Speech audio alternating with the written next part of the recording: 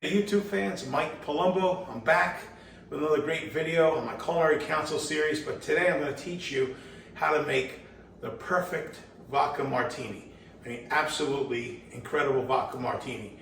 Only a couple ingredients, but it's the method, not really the ingredients. Well, the ingredients too. Before I start, a word from our sponsor, me. If you get stopped, we can help you attack that ticket. Don't check guilty. Call today, 877-99-NO-TICKS. Okay, I'm back. So, making a vodka martini, it's technique and product.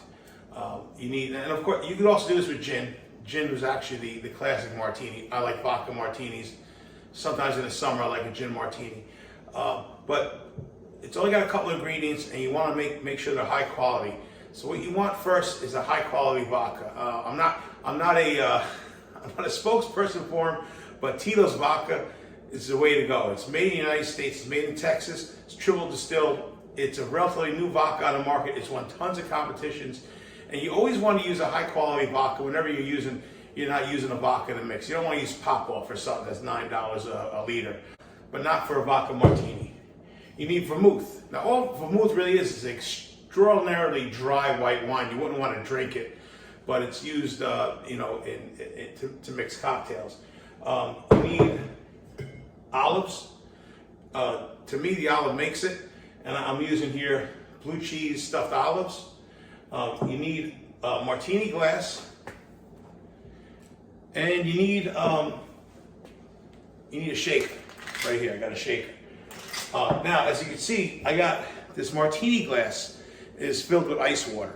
And that's critical because the glass has to be cold. So while I was setting all this up, I threw some ice in a glass with water. You can also keep this martini glasses frosted in your freezer, but it's just as easy to do this. So what you want to do is you want to chill the glass, and either again keep it in your freezer or with some ice water as you're making it. Now you need a shaker, and in the shaker I have cubes of ice. You can use crushed ice. If you want it more diluted, use crushed ice. I don't like it that diluted, so I use cubed ice. Very simple. So you pour your vodka in.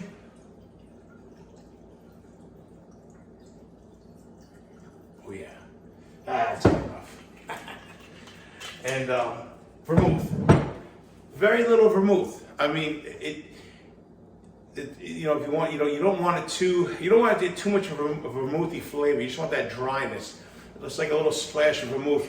In fact, when I use a frosted glass, what I do is I'll take a little vermouth, I'll put it in the glass. I won't even put it in the shaker, and I'll just run it around the glass, and I'll just dump it out. But I iced it up, so I'm not going to do that. Just a little drop, a little dab of vermouth. That's all I like. And then you shake it. Now, I like it when it comes out what they call bruised, and that means you shake it really hard, and little shards of ice will kick off into the liquid, and you'll see it in the cocktail. It gives a nice shimmering. It just gives a nice visual to it, and I like to have a little bit of ice in the glass, so I got to shake it really hard.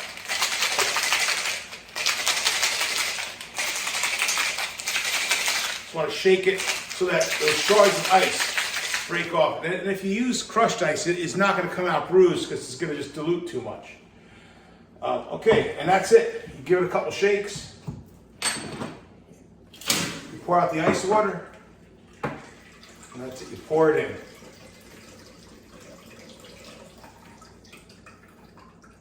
Part of the process is with the ice cubes diluted as well. And whenever you dilute a fine liquor or alcohol, it opens up the flavor. That's why you put a little water and scotch if you like to drink it on the rocks. And I don't know, you really can't. You probably won't be able to see it, but there is little shards of ice in here.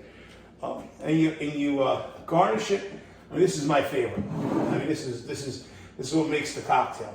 I think the chilled glass, the right vodka, and stuffed olive makes the cocktail. And when you put the olive in, it gives a little bit of that brine flavor. Now, some people like it what they call dirty, which will actually pour a little bit of the brine of the olive juice into the cocktail. I don't like it. It comes out too salty for me. I like it just like this. It's called neat. So if you ever like, you order a vodka martini or a gin martini, you tell them you want it dirty or neat. And if it's dirty, then if it's in brine in it, it's going to come out a little more salty. And that's it. I mean, it's one of the finest cocktails known to mankind. Very simple to make.